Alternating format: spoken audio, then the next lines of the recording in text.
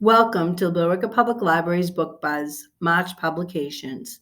Sit back and listen to some exciting new previews of just a sampling of books that Billerica Public Library and MVLC have purchased for your enjoyment. Our first genre is contemporary fiction. Smile and Look Pretty by Amanda Pellegrino. Best friends Kate, Lauren, Olivia, and Max are overworked and underpaid assistants to some of the most powerful people in the entertainment industries. Like the assistants who came before them, the women know that they have to pay their dues and abide the demeaning task and verbal abuse from their bosses in order to climb the ladders to their dream jobs. But as they are passed over for promotions and the toxic office environments reach a breaking point, the women secretly start an anonymous blog detailing their experiences, which snowballs into hundreds of others coming forward with stories of their own. Confronted with newfound viral fame and the possibility of their identities being revealed, the assistants have to contend with the life changing consequences of speaking out against those who refuse to share power. The Summer Getaway by Susan Mallory. Single mom Robin Caldwell needs a new plan for her future. She has always put her family first. Now, with her kids grown, she aims for a change. But what can she do when her daughter has become the most demanding bride ever? Her son won't even consider college. Her best friend is on the brink of marital disaster, and her ex is making a bad decision that could ruin everything. Take a vacation, of course. Press reset. With her great aunt Lillian invites her to Santa Barbara for the summer, Robin hops on the first plane to sunny California. But it's hard to get away when you're the heart of the family. One by one, everyone she loves follows her across the country. Somehow, their baggage doesn't feel as heavy in the sun drenched, mismatched mansion. The more time Robin spends with free spirited Lillian, the more possibilities she sees for dreams, love, family. She can have everything she ever wanted if only she can muster the courage to take a chance on herself. Ocean State by Stuart O'Nan. In the first line of Ocean State, we learn that a high school student was murdered, and we find out who did it. The story unfolds from there, with starting with the build-up to the fallout from the murder, told through alternating perspectives of the four women at its heart: Angel, the murderer; Carol, her mother; and Birdie, the victim, all come alive on the page as they converge at the climax, both tragic and unavoidable. Watching it all is retrospective testimony of Angel's younger sister Marie, who reflects on the doom autumn of 2009 with all the wisdom of hindsight. Angel and Birdie love the same teenage boy frantically and single mindedly and are compelled by the intensity of their feelings to extremes neither could have anticipated. The Wonders by Elena Medell. Maria moved to the city in 1969, leaving her daughter with her family, but hoping to save enough to take care of her one day. She worked as a housekeeper, then a caregiver, later a cleaner, and somehow she was always taking care of someone else. Two generations later, in 2018, Alicia was working at a snack shop in Madrid's train station when it overflowed with protesters and strikers. All women, and so many of them protesting what? Alicia wasn't entirely sure. She couldn't have known that Maria was among them. Alicia didn't have time for marches. She was just trying to hang on until the end of her shift. Our second genre is historical fiction. The Diamond Eye by Kate Gwynn. In the snowbound city of Kiev, bookish history student Mila organizes her life around her library job and her young son. But Hitler's invasion of Russia sends her on a different path. Given a rifle and sent to join the fight, Mila must forge herself from the studious girl to a deadly sniper, a lethal hunter of Nazis known as Lady Death. When news of her 300th kill makes her a national heroine, Mila finds herself torn from the bloody battlefields of Eastern Front and sent to America on a goodwill tour. Still railing from war wounds and devastated by loss, Mila finds herself isolated and lonely in the glittering world of Washington, D.C., until an unexpected friendship with the First Lady Eleanor Roosevelt. An even more unexpected connection with the silent fellow sniper offered the possibilities of happiness. But when an old enemy from Mila's past joins forces with a deadly new foe lurking in the shadows, Lady Death finds herself battling her own demons and enemy bullets in the deadliest duel of her life. Until We Meet by Camille DeMeo, New York City, 1943. Can one small act change the course of a life? Margaret's job at the Navy Yard brings her freedom she never dared imagine. But she wants to do something more personal to help the war effort. Knitting socks for soldiers is a way to occupy her quiet nights and provide comfort to the boys abroad. But when a note she tucks inside one of her socks sparks a relationship with the long distance pen pal, she finds herself drawn to a man she's never even met. Can a woman hold on to her independence if she gives her away her heart? Gladys has been waiting her whole life for the kinds of opportunities available to her now that so many men are fighting overseas. She's not going to waste a single one, and she's not going to let her two best friends waste them either. Then she meets someone who values her opinion as much as she likes giving them, and suddenly she is questioning everything she once held dear. Can an unwed mother survive on her own? Dottie is in dire situation. She's pregnant. Her fiance is off fighting the war. And if her parents find out about the baby, they'll send her away and make her give up her child. Knitting helps take her mind off her uncertain future until the worst happens, and she must lean on her friends like never before.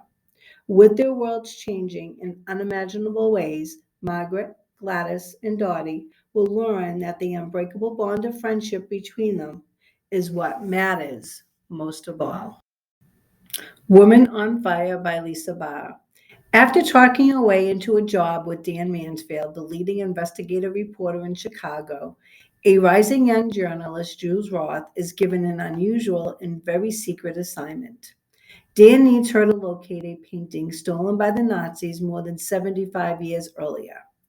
Legendary and expressionist artist Ernest Engel's most famous work, Woman on Fire. World renowned shoe designer Alice Baum wants this portrait of the beautiful and mysterious woman for deeply personal reasons and has enlisted Dan's help to find it. But Jules doesn't have much time. The famous designer is dying. Meanwhile, in Europe, powerful Margot de Laurent also searches for the painting. Heir to her art collector's family's millions, Margot is cunning gallerist who gets everything she wants. The only thing standing in her way is Jules. Yet the passionate and determined Jules has an unexpected resource of her own, including Adam Baum, Ellis's grandson, a recovering addict and a brilliant artist in his own right. Adams was once in Margot's clutches. He knows how ruthless she is, and he'll do anything to help Jules locate the painting before Margot gets it first. Fencing with the King by Diana Abu Jabbar. Amani is hooked on a mystery, a poem on airmail paper that slips out of one of her father's books. It seems to have been written by her grandmother, a refugee who arrived in Jordan during the First World War. Soon the perfect occasion to investigate arises. Her uncle, an advisor to the King of Jordan, invites her father to celebrate the king's 60th birthday and to fence with the king, as in their youth. Her father has avoided returning to his homeland for decades, but Amani persuades him to come with her. Uncle Hasfetz will make their time in Jordan complicated and dangerous after Amani discovers a missing relative and is launched into a journey of loss, history, and eventually a fight for her own life. Our third genre is romance. Four Aunties in a Wedding by Jessie Sudanto. Maddie Chen has been to countless weddings, but she never imagined how her own would turn out. Now the day has arrived, and she can't wait to marry her college sweetheart, Nathan. Instead of having Ma and the aunts cater her wedding, Maddie wants them to enjoy the day as a guest.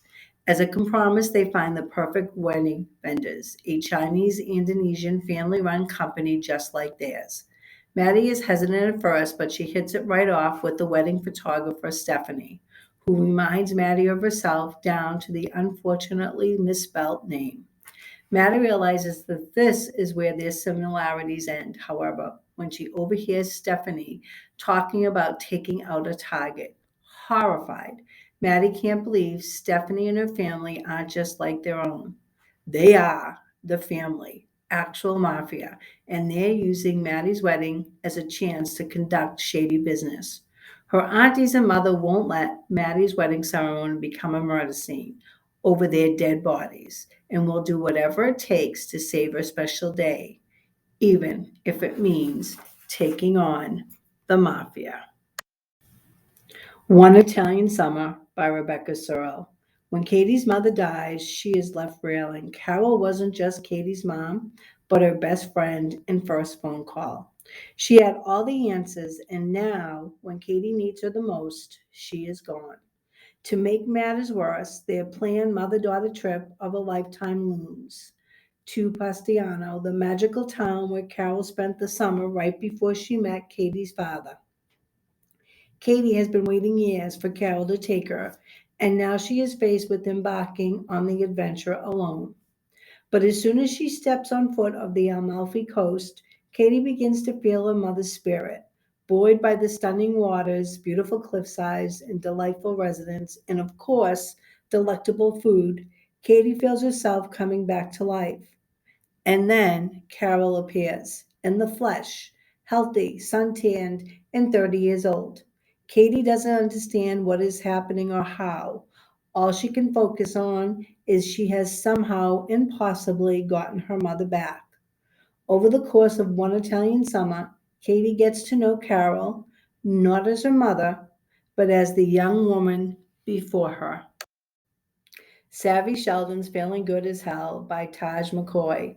Savvy spends a lot of time tiptoeing around the cracks in her life. Her high stress, low thanks job, her clueless boyfriend, and the falling apart kitchen she inherited from her beloved grandma, who taught her how to cook and how to love people by feeding them. But when Savvy's world starts to crash down around her, she knows it's time for some renovations. Starting from the outside in, Savvy tackles her crumbling kitchen, her relationship with her body, her work, life balance, and last but not least, her love life. The only thing that doesn't seem to require effort is her ride or die squad of friends. But as any home show junkie can tell you, something always falls apart during renovations. First, Savvy passes out during hot yoga. Then it turns out the contractor she hires is the same sexy stranger she offended by judging based on appearances. Worst of all, Savvy can't seem to go anywhere without tripping over her ex in his latest upgrade. Savvy begins to realize that maybe she should have started renovations the other way around, beginning with how she sees herself before building a love that lasts. In a New York Minute by Kate Spencer, Franny Doyle is having the worst day. She's been laid off from her job, the subway doors ripped her favorite silk dress to ruins, and now she's flashed her unmentionables to half of lower Manhattan. On the plus side, a dashing stranger came to her rescue with his Gucci suit jacket. On the not so plus side, he can't get away from her fast enough. Worst yet, someone posted their meet cute online. Suddenly, Fanny and her knight in couture, Hayes Montgomery III, are the newest social media sensation. All of New York is shipping hashtag Subway QTs. Only Franny and Hayes couldn't be more a disastrous match. She's fanciful, talkative, and creative. He's serious, shy, and all about numbers. Luckily, in a city of 8 million people, they never have to meet again. Yet somehow, Hayes and Franny keep running into each other. And much to their surprise, They enjoy each other's company a lot. But when Franny's whole world is turned upside down again, can she find the courage to trust in herself and finally have the life and the love she always wanted? Our fourth genre is fantasy. The Bone Orchard by Sarah Mueller. Charm is a witch, and she is alone, the last of her kind, and is now confined within the yard of a regrown bone trees at Orchard House, and the secrets of their marrow. Charm is a prisoner and a survivor. Charm tends the trees and their clathering fruit for the sake of her children, painstakingly grown and regrown with its fruit. Shame, justice, desire, pride, and pain. Charm is a madam. The wealthy and powerful Bonagard comes to her house to buy time with the girls who aren't real, except on Tuesdays, which is when the emperor himself lays claim to his mistress, Charm, herself. But now, Charm is the only person who can help an empire together as the emperor summons her to his deathbed and charges her with choosing which of this awful, faithless son will carry on the empire by discovering which one is responsible for his own murder. If she does this last thing, she will finally have what has been denied her since the fall of Inshul, her freedom. But she will also be betraying the ghost past and the present that live on within her heart. Cha must choose her dead emperor's will or the whispers of her own ghosts, justice for the empire or her own revenge. Our fifth genre, science fiction. Sweep of the Stars by Maurice Brodas. What happens when a peaceful utopia has geared up for war? New leaders rise up vying to be the voice of the people. Scientists discover truths that could rock the foundations of the empire. Soldiers uncover a terrible secret and an alien plot against their alliance. Everyone must sacrifice for the love of their dream. Tell Me an Ending by Joe Harkin. What if you once had a painful memory removed? And what if you were offered the chance to get it back? Finn, an Irish architect living in the Arizona desert, begins to suspect his charming wife of having an affair. May, a troubled grad school dropout in Kuala Lumpur, wonders why she remembers a city she never visited. William, a former police inspector in England, struggles with PTSD, the breakdown of his marriage, and his own secret family history. Oscar, a handsome young man with almost no memories at all, travels the world in constant state of fear. Into these characters' life comes Noah, an emotionally closed off psychologist at the memory removal clinic in London, who begins to suspect her glamorous boss, Louise, of serious wrongdoings. Damage Done by Michael Landweber. Violence is a thing of the past, but do new horrors lie in wait?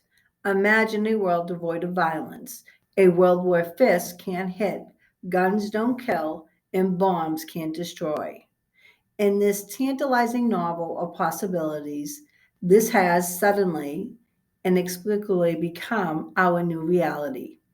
The US president must find a new way to wage war. The Pope ponders whether the commandment, thou shalt not kill, is still relevant. A dictator takes his own life after realizing that the violence he used to control his people is no longer an option. In the first days after the change, 7 people who experienced violence struggles to adapt to this radical new paradigm. Dab, a bullied middle schooler. Marcus, a high school student whose brother is the last victim of gun violence in America. Anne, a social worker stuck in an abusive marriage. Richard, a professor whose past makes him expect the worst in the present. Gabrielle, who is making a dangerous border crossing into the United States. The Empty Shell, a dissident writer waiting to be tortured in a notorious prison. And Julian, a white supremacist plotting a horrific massacre. As their fates entwine, the promises and perils of this new world begin to take shape. Although violence is no longer possible, That doesn't mean that some among us won't keep trying. Mindless cruelty is still alive and well, and those bent on destruction will seek the most devious means to achieve it. Our sixth genre is mystery and suspense. Blue Fire by John Gilstrap. They call it Hell Day, a world war that lasted less than 24 hours. Nations unleashed weapons that destroyed more than a century's worth of technology. Electrical grids cannot generate power. Communications and computers cannot run. And the rudiments of the U.S. government cannot be depended upon. Those who survive must live as their ancestors did, off the land ruled by whims of nature. One-time congressional representative Victoria Emerson has become the new leader of a small town of Otho, West Virginia. She has been struggling to provide food and shelter for the town's inhabitants while coping with desperate refugees. As autumn calms is shattered when her teenage son sounds the alarm with the cry "Blue Fire," the code phrase for imminent danger, a band of National Guardsmen intends to take Otho and its resources for themselves. They have enough soldiers and firepower to eliminate anyone who dares to stop them. But Victoria swore an oath to defend and protect her people, and she isn't about to surrender. It's time to tap into the traditional American values of courage, determination, and fight fire with fire. Reptile Memoirs by Sylvia Ulstein. Liv has a lot of secrets. For her home is the picturesque town of Ashan, perched on a fjord in western Norway. One night in the early morning embers of a great party in the basement apartment she shares with two friends, Liv is watching TV, high on weed, and sees a python on the Australian nature show. She becomes obsessed with the idea of buying a snake as a pet. Soon, Nero, the baby Burmese python, becomes the apartment's fourth roommate. As Liv bonds with Nero, she feels extremely protective, like a caring mother, and she is struck by the desire that surprises her with its intensity. Finally, she is safe. 13 years later, in the nearby town of Curtinson, Marion Lynn goes on a shopping trip with her 11-year-old daughter, Ivan, who angers her mother by asking for a magazine one too many times. Miriam storms off, leaving Ivan in the shop, expecting her young daughter to find her own way home, and heads off on a long, calming drive. When she returns home in the evening, her husband is relieved to see her, but terrified that Ivan isn't also there. Detective Roe Oswick is assigned to the case of Ivan's disappearance. He has just turned 60 and is new to the police department. As he interrogates Miriam, he instantly suspects her. But there is much more to this case and these characters than their outer appearances would suggest. The Last Confessions of Sylvia P. by Lee Kravitz. SD, a seasoned curator for a small Massachusetts auction house, makes an astonishing find: the original manuscript of Sylvia Plath's semi-autobiographical novel, The Bell Jar, written by hand in her journals 55 years earlier. Vetting the document, Esty will discover she's connected to Plath's legacy in an unexpected way. Platt's psychiatrist, Dr. Ruth Barnhouse, treats Platt during the dark days she spends at McLean Hospital following a suicide attempt, and eventually helps set the talented poet and writer on a path toward literary greatness. Poet Boston Rhodes, a malicious literary rival, pushes Platt to write about her experiences at McLean, tipping her into a fatal spiral of madness and ultimately forging her legacy. The World Cannot Give by Tara Isabella Burton.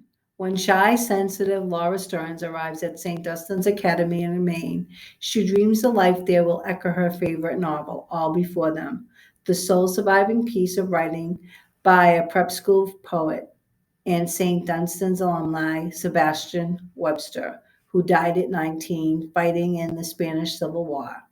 She soon finds the intensity she is looking for among the insular Webster worshiping members of the school's chapel choir, which is presided over by the charismatic, neurotic overachiever Virginia Strauss.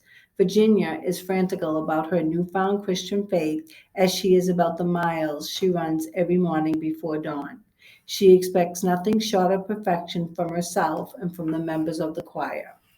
Virginia inducts the besotted Laura into the world of transcendent music and arcane ritual, illicit cliff diving, and midnight crypt visits, a world that, like Webster's novels, finally seems to Laura to be full of meaning. But when a new school chaplain challenges Virginia's hold on the family she has recreated, and Virginia's efforts to wield her power becomes increasingly dangerous, Laura must decide how far will she let her devotion to Virginia go. Girl in Ice by Erica Furniture. Valerie Chesterfield is a linguist and trained in the most austeric of disciplines, dead Nordic languages. Despite her successful career, she leads a sheltered life and languishes in the shadow of her twin brother Andy, an accomplished climate scientist stationed on a remote island off of Greenland's barren coast. But Andy is gone, a victim of suicide, having willfully ventured unprotected into 50 degrees below zero weather. Val is disbelieving. She suspects foul play. When Wyatt, Andy's fellow researcher in the Arctic, discovers a scientific impossibility, a young girl frozen in the ice who thaws out alive, speaking a language no one understands, Val is his first call. Will she travel to the frozen north to meet this girl and try to comprehend what she is so passionately trying to communicate? Under the auspice of helping Wyatt interpret the girl's speech, Val must muster every ounce of her courage and journeys to the Arctic to solve the mystery of her brother's death. The Night Shift by Alec Finlay. It's New Year's Eve, 1999. Y2K is expected to end in chaos. Planes falling from the sky, elevators plunging to the earth, world markets collapsing. None of that happens. But at a Blockbuster Video in New Jersey, four teenagers working late at a store are attacked. Only one survives. Police quickly identify a suspect, the boyfriend of one of the victims, who flees and is never seen again. 15 years later, more teenage employees are attacked at an ice cream store in the same town, and again, only one makes it out alive. In the aftermath of the latest crime, three lives intersect.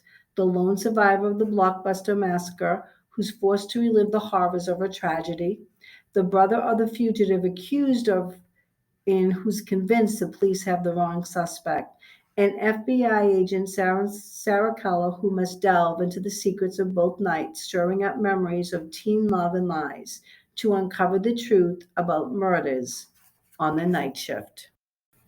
Nine Lives by Peter Swanson. Nine strangers receive a list with their names on it in the mail.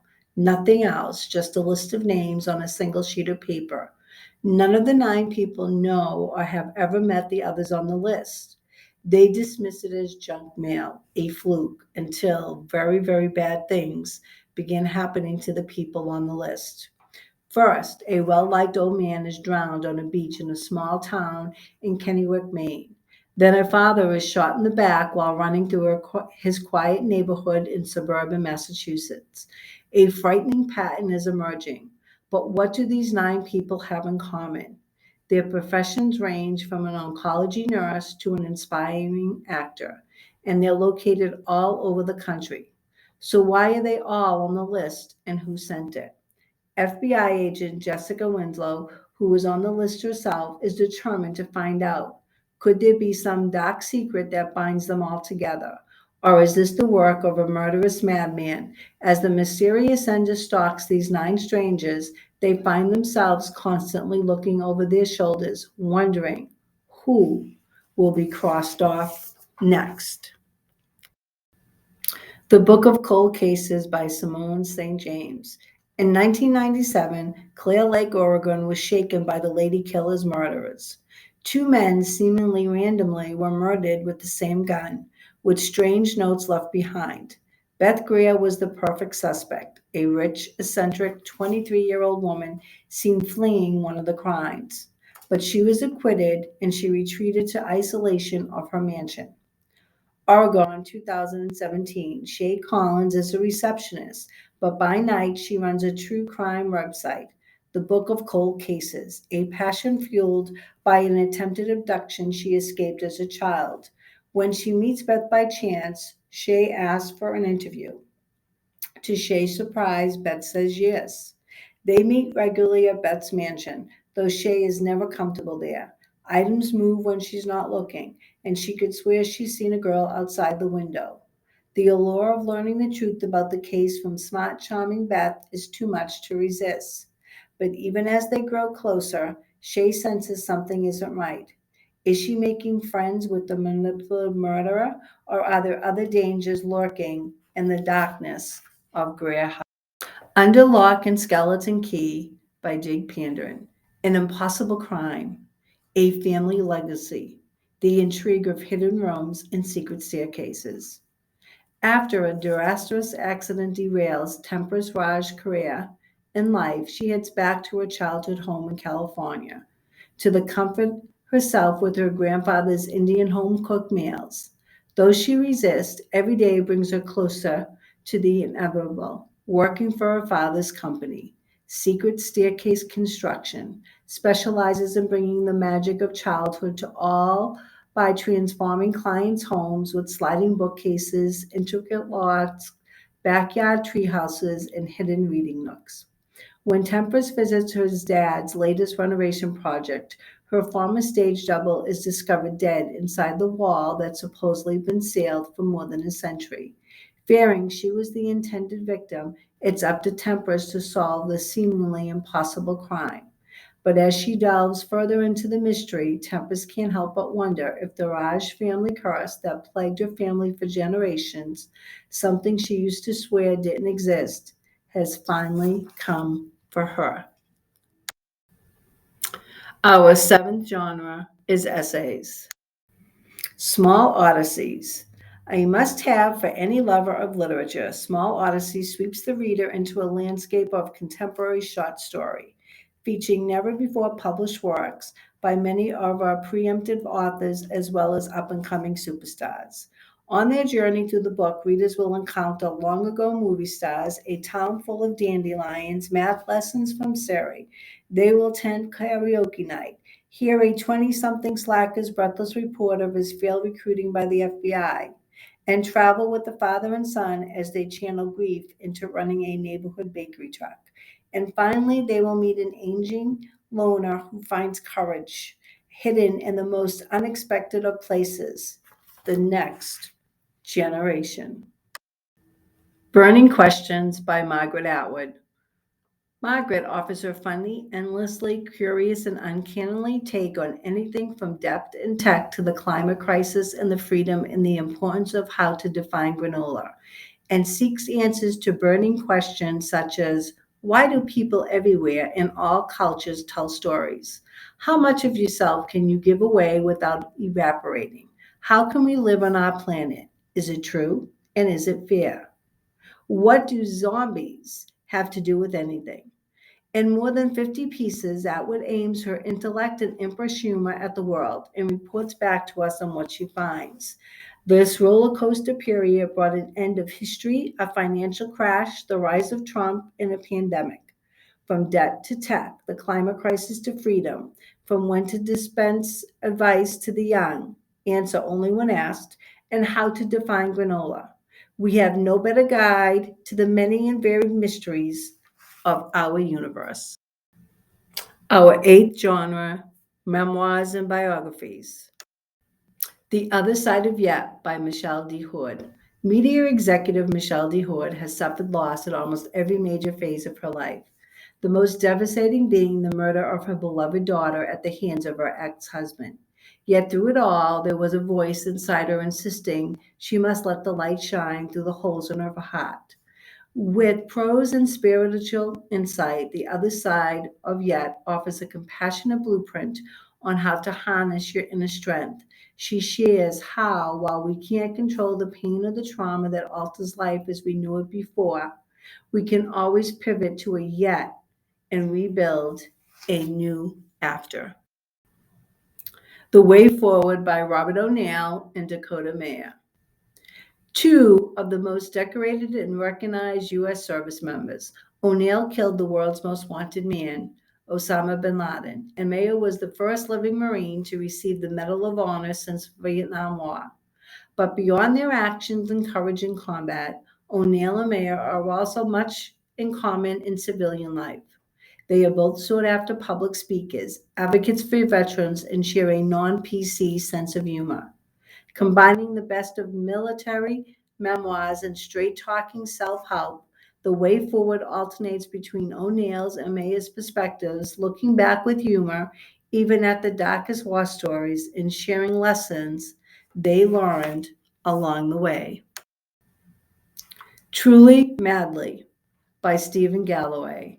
In 1934, a friend brought fledgling actress Vivian Leigh to see Theatre Royal, where she would first lay eyes on Laurence Olivier in his brilliant performance as Anthony Cavendish. That night, she confided to a friend he was the man she was going to marry. There was just one problem. She was already married, and so was he. Truly Madly is a biography of a marriage, a love affair that still captivates millions, even decades after both actors' death. Vivian and Larry were two of the first truly global celebrities, their fame fueled by the explosive growth of tabloids and television, which helped and hurt them in equal measure. They seemed to have it all, yet in their own minds they were doomed, blighted by her long undiagnosed mental illness, which transformed their relationship from the stuff of dreams into a living nightmare. Our last genre is nonfiction. On the Line by Daisy Pitkin. On the Line takes readers inside a bold 5-year campaign to bring a union to the dangerous industrial laundry factories of Phoenix, Arizona. Workers here wash hospital, hotel, and restaurant linens and face harsh conditions. Routine exposure to biohazardous waste, injuries from surgical tools left in hospital sheets, and burns from overheated machinery. Broken U.S. labor laws makes it nearly impossible for them to fight back. The drive to unionize is led by two women, author Daisy Pitkin, a young labor organizer who addresses this narrative to Alma Gomez Garcia, a second shift immigrant worker who risked her livelihood to join in the struggle and convinces her fellow workers to take a stand. Forged in the flames of a grueling legal battle and the company's vicious anti-union crusade, including the firing of Alma, the relationship that grows between Daisy, Alma, and the rest of the factory workers show how a union at its best can reach beyond the workplace and form a solidarity so powerful that it can transcend friendship and transform communities. Sandy Hook, How an American Tragedy Became a Battle for Truth by Elizabeth Williamson. On December 14, 2012, a gunman killed 20 first graders and 6 educators at Sandy Hook Elementary School in Newtown, Connecticut. 10 years later, Sandy Hook has become a foundational story of how false conspiracies, narratives, and malicious misinformation have gained traction in society. One of the nation's most devastating mass shootings, Sandy Hook was used to create destructive and painful myths. Driven by ideology or profit, or for no sound reason at all, some people insisted it never occurred. It was staged by the federal government as a pretext for seizing American firearms. They tormented the victims' relatives online, accosted them in the streets and at memorial events, accusing them of faking their loved ones' murders. Some family members may have been stalked and forced into hiding. A gun was fired into the home of one parent. Present at the creation of this terrible crusade was Alex Jones' InfoWars, a far-right outlet that aired noxious Sandy Hook theories to millions and raised money to prove the shooting didn't happen. Enabled by Facebook, YouTube, and other social media companies, failure to curb harmful content, suspicion grew into demands for more proof, and unanswered demands turned into rage. The Sandy Hook families, led by the father of the youngest victim, refused to accept this. Sandy Hook is their story of a battle to preserve their loved ones' legacies, even in the face of threats to their own lives. How to Take Over the World by Ryan North. Taking over the world is a lot of work. Any supervillain is bound to have questions. What's the perfect location for a floating secret base? What zany heist will fund my wildly ambitious plans? How do I control the weather, destroy the internet, and never ever die? Best-selling author and award-winning comics writer Ryan North has the answers. In this introduction to the science of comic book supervillainy, he details a number of outlandish villainous schemes that harness the potential of today's most advanced technologies. Picking up where How to Invent Everything left off, his explanations are as fun as they are completely absurd. You don't have to be a criminal mastermind to share a supervillain's greatest interest in cutting edge science and technology. This book doesn't just reveal how to take over the world, it also shows you how you could save it. This sly guide to some of the greatest threats facing humanity explores emerging techniques to extend human lifespans, combat cyberterrorism, communicate across the millennium, and finally make Jurassic Park a reality.